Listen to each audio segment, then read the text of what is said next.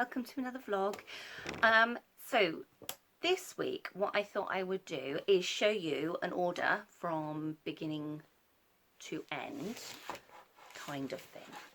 So I have got a big order from the lovely Jannerelly from Jannerelly Arts and Crafts, and these are all different paintings that she's done and I print on merchandise for her, and I thought it might be fun if I do the whole order with you. Now I have done some bits already, some of which I have filmed. These are all my various different things that I need to put on everything. So we've got tins. These are the big tins, big rectangular tins, and we've got little tins like that. We have bookmarks, which I have videoed. We also have mouse mats to do, and mugs, and mouse mats, mugs. That might be it actually. Oh no, we've got some key rings to do as well. So I'm going to be working through that, and you can join me.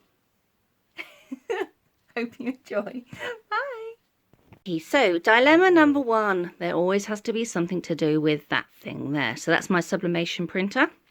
It is no longer my sublimation printer because it refused to print anything. So what I've done is I took the continuous ink system out of this one and I put it in my standard printer down here, and I did a couple of deep cleans. So now this is my sublimation printer, and this is a I don't know what on earth to do with printer. I'm hoping if I ignore it long enough it might start behaving again. I will have to purge the system quite a lot, but we shall see how that goes. I am not confident that it's going to be any good, to be honest, but we'll give it a go. So this is going to be my workhorse for now. I mean, I already do all my stickers and my art prints and any sort of thicker card I do on this one anyway, but this was really handy for double-sided because this one can't cope with double-sided. You have to do it manually, and this one did it automatically for you. So that's a bit of a pain, to be honest, but I have at least got it changed over. But it did mean that I had quite a few mistakes when I started out. So you can see here the ink hadn't properly gone through the system. So this is some sublimation ink and normal ink together. I mean, it's kind of quite pretty, but it's obviously not anything like what it ought to be. It should be closer to this sort of colour. Also, I seem to have this really bizarre residue on my printer, and I have no on my press, sorry, and I have no idea where that's come from. And sometimes it prints it, sometimes it doesn't. I can't see anything, not obviously, although the camera looks like it's picking up more than, I don't know. But for some reason this residue has come out on some pieces, so it has ruined them already.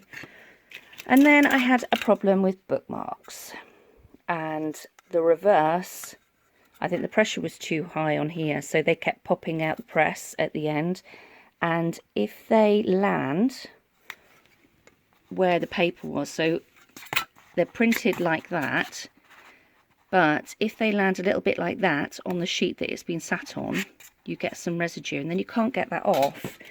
So I have lots and lots of seconds. You can see, I mean, it's only just slightly, but these will go in a second sale rather than my customer have those, because she would have to sell them as seconds. So it's a bit of a pain, but it will mean I'll have lots more lovely things in my second sale because I need more. So anyway, that's my little pile of whoopsies, but I have at least got the printer sorted now, and I have managed to print up quite a few bookmarks, which have worked out quite well. I will show you. They've got tassels on, so I just need to finish off these ones and get on with the rest of the printing.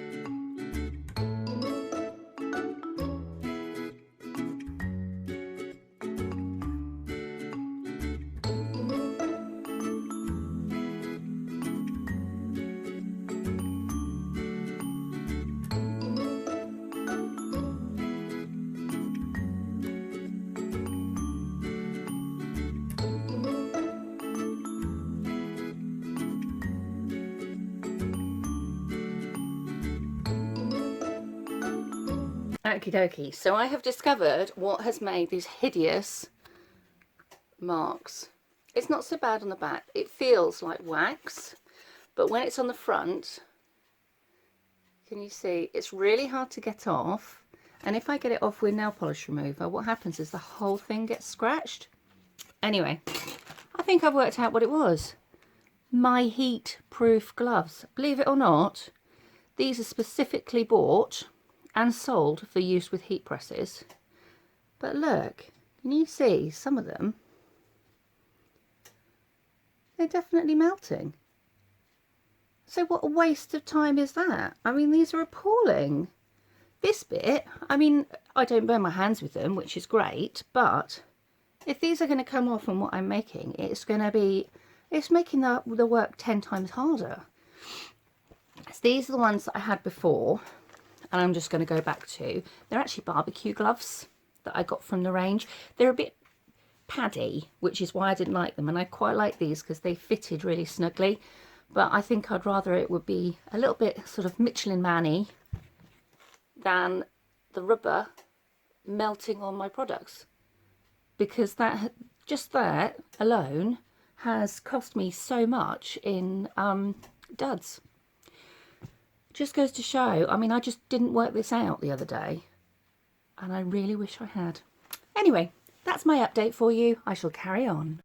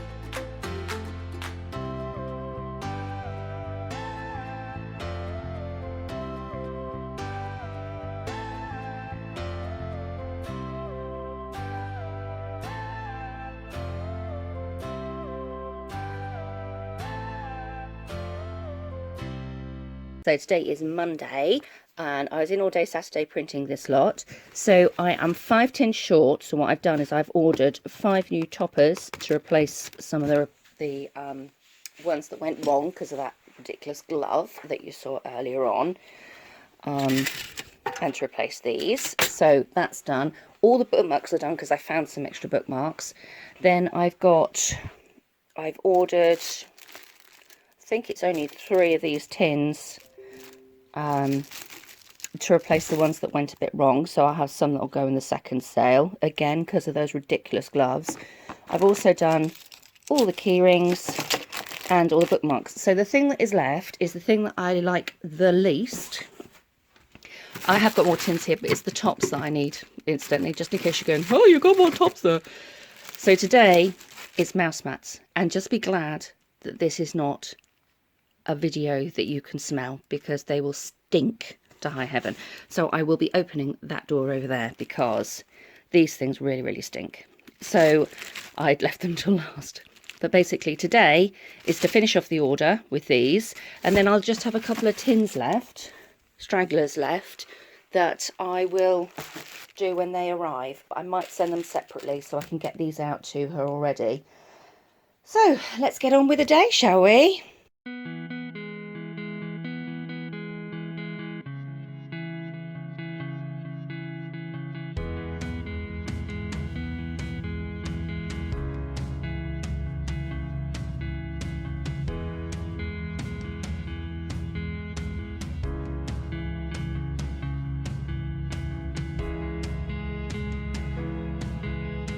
Totally realised I completely lied, because we've got mugs to do as well. And she has the black rim and the black handle, but the white inside. So I just need to contact her to see whether or not she'd like us to change it and do the design full top to bottom, because normally we do a line. So we'll see about that. So I'll contact her about that. And then we've got mugs to do as well in this old mug press. So I will reintroduce you to the joys of this mug press, which I haven't done in quite a long time. So now I'm going to get on. So this is the mug press. This is a dual mug press, but this one is actually set for a slightly smaller, sorry, you're bouncing, a slightly smaller mug, so I don't tend to use that one. This is blipping now because it's got up to temperature that we need. So I'm just going to press the timer button and then turn it off again, just to stop the bleeping because it gets really irritating. Now I don't cover this at night, so what I've done is I've just wiped the inside of here, because otherwise we get lots of marks.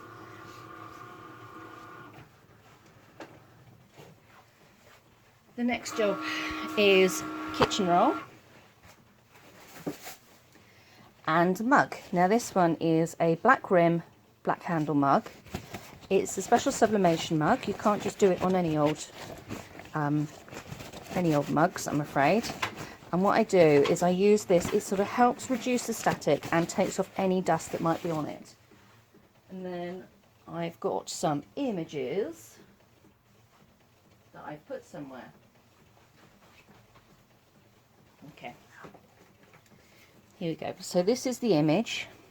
When you do sublimation, you always do the image in reverse, but this one's quite a nice symmetrical image anyway, so you wouldn't notice it so much. And then I put it on the mug so that the handle is equal distance either side, and because this has a straight line, because this particular artist doesn't want the image to go from top to bottom, I need to make sure that there's roughly the same size of white gap at the bottom as there is on the top, and also I need to really make sure that it's straight. It's amazing how off it can look, even if it's just slightly. So using the heat tape again, I'm just going to double check that I am straight again.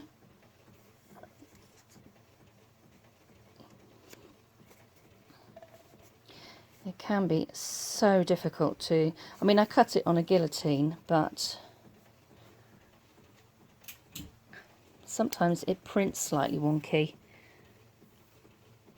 Okay, so what I'm going to do is I'm going to pop it in here, handle up, put the pressure on, and then press the timer. And then we'll leave it in there. What's going to happen is it's actually going to heat the mug up for a bit, because so you can see the temperature's dropping here. It's going to drop down and then it's going to heat the mug up slightly, and then it's going to cook the mug, as it were. Now, I don't do preheating on my mugs. I nearly always do them at 180 degrees centigrade for 160 seconds, and that always works fine for me. I tend to do that on all types of mugs as well. I did have some mugs that you needed different heats and different times and things like that, but these tend to be fine on 180 degrees centigrade for 160. Also, another thing to mention is it doesn't always heat up the mug every single time. So it will do on the first one, but the heating up won't take so long on subsequent ones. So the timer will start counting down a lot quicker. As you can see, although the time is going here, it's been going for 1 minute and 3 seconds, 4 seconds. It's not until the sand timer comes up here, next to the 160, when it's at the right temperature, that is actually counts down. So I'm going to leave it to count down now, and I'll come back just before it's cooked. Okay, so it's, oh, sorry, you're bouncing again, ready to come out. There we go, and hopefully it worked all right.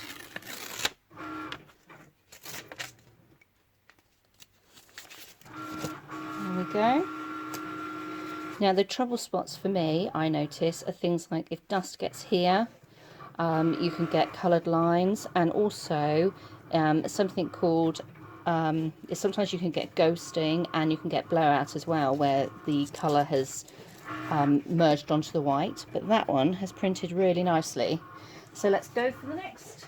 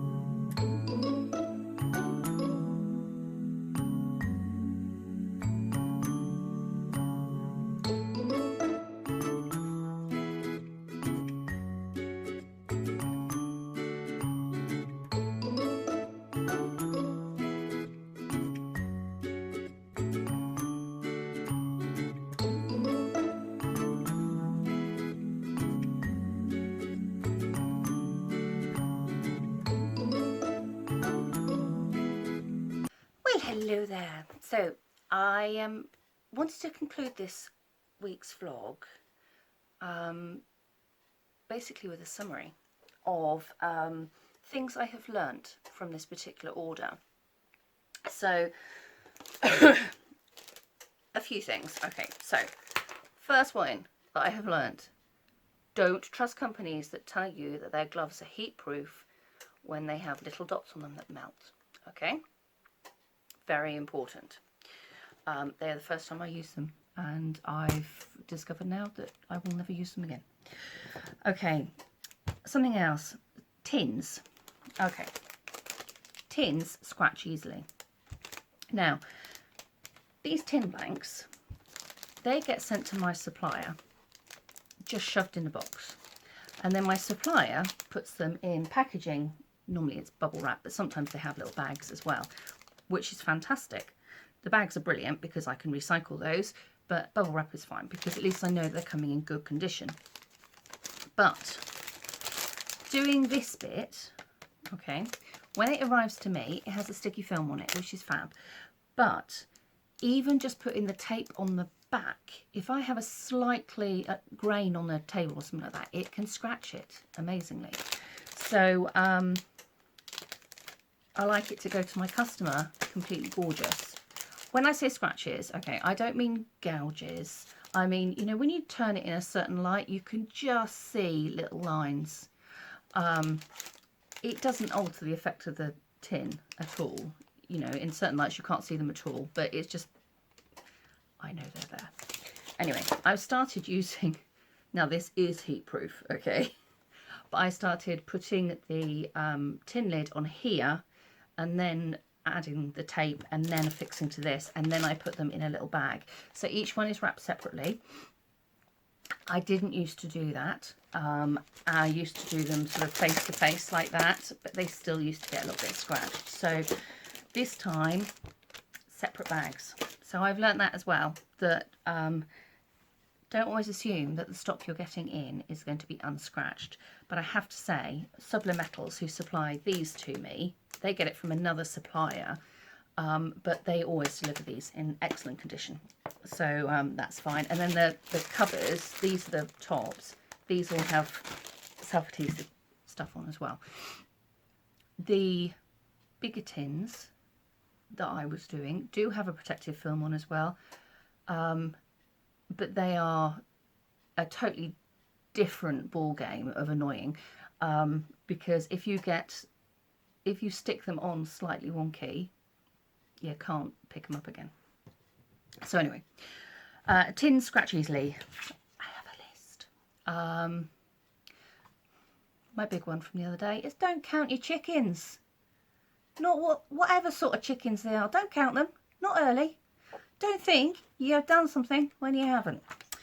So, okay, today is Wednesday. On Monday, I packed up everything that I had done. I was missing 2 big tins and 4 little tins. Okay, packed them all up. All the mugs, mouse mats. I thought, gosh, I'm doing well. I managed to get them all into a box, which was just amazing, because I was thinking I haven't got a box big enough otherwise. And I got them all in, and I taped it all up, and I weighed it, and I paid for it, and I lugged it to the shop down the road. And I got home, or got back to the office even, and realised I'd forgotten all the key rings and all the bookmarks, which are her best sellers. So luckily she was happy to wait a couple of days, so I'm going to post them with these today. But don't count your chickens. I would have saved an awful lot on postage if I'd have just bunged them in with the others, because they're now going to make this parcel heavier, which is going to make it more expensive. So double check, okay guys? Double check. Okay, now then, the other thing, I'm going to pause you for a second so I can show you what I mean. I'm back. Okay, so when ordering blanks for sublimation, okay, I didn't know these tins came in any other sizes, not vaguely similar to this size. I mean, I knew I could get this size, and Sublime Metals do like a lot of different sizes, but this particular size I have been getting from my suppliers for a good couple of years now, and I didn't realise they had any variations on this. I mean, it's a lovely tin. Quite often when they get delivered, they're damaged. So I tend not to do these very often because they're quite expensive, and I end up with stock left over because it's been sent damaged, and it's more trouble than it's worth to get in touch with. Well, some of them anyway. Okay, so I ordered this tin, thinking it was this tin. Can you see there's only a slight difference? It's not that much, but I needed to replace 2 of these tins for Jannerelly, and I got these tins instead. Don't ever assume that ones you have ordered before are going to come the same. I mean, it's just completely thrown me. Mainly because, I mean, I may not have ordered these tins from this company before, but this is one of my staple companies that I order from. So I think I just assumed it was the same, to be fair. Don't assume, okay? And it's actually bigger. It's rather nice though. I mean, it's got sort of little wedgy things on both sides. It's really nicely made. And the tape on the top fits much better than on this one. You see it doesn't even go up to the edge. It's inside. I mean, they're no different really on the inside. The only thing is that they're milled in a slightly different way. Can you see it's the base comes up over like that, whereas on this one the sides go over and keep the base in place. But anyway, never assume that the stock you have ordered is going to be the right one. One of the companies that I order from is Longford. Yeah. And I have ordered various things from them, and they just come totally wrong. You know, I've ordered key rings for a specific size, and I've ended up with key rings completely different size. There's quite a few things with them, so I tend to avoid them if I can. Purely because they don't seem to give you the thing that you're after, which is very annoying. But I have noticed that I don't double check sizes. When I order, I think, oh yes, I need more of them, click that. I need more of them, click that. Yeah, don't. Always measure, particularly on tins and stuff like that. Always. Always. Future Jenny, remember, always measure. Okay, so I'm just about to pack up my second box for Jannerelly, and then that will go today. And that is my big order done. Oh no, she's interested in badge mirrors as well. Gonna have to do that too. But we're mostly done. And I think that's where I'm going to end this vlog now, because I've taken a lot of video, but I don't know how much of it is going to be any good. But I'd like this particular vlog to be sort of all about one thing kind of thing. So I think I'll leave it there, and then on next week's vlog I can show you other things. Gosh, I'm feeling so old. This lockdown's made me really old. Sorry, completely digress. Have lots of fun, and don't forget to do the subscribey thingies and watch and watch. You already are watching. Okay, whatever. You know the routine. Okay, thanks for watching. See you soon. Bye.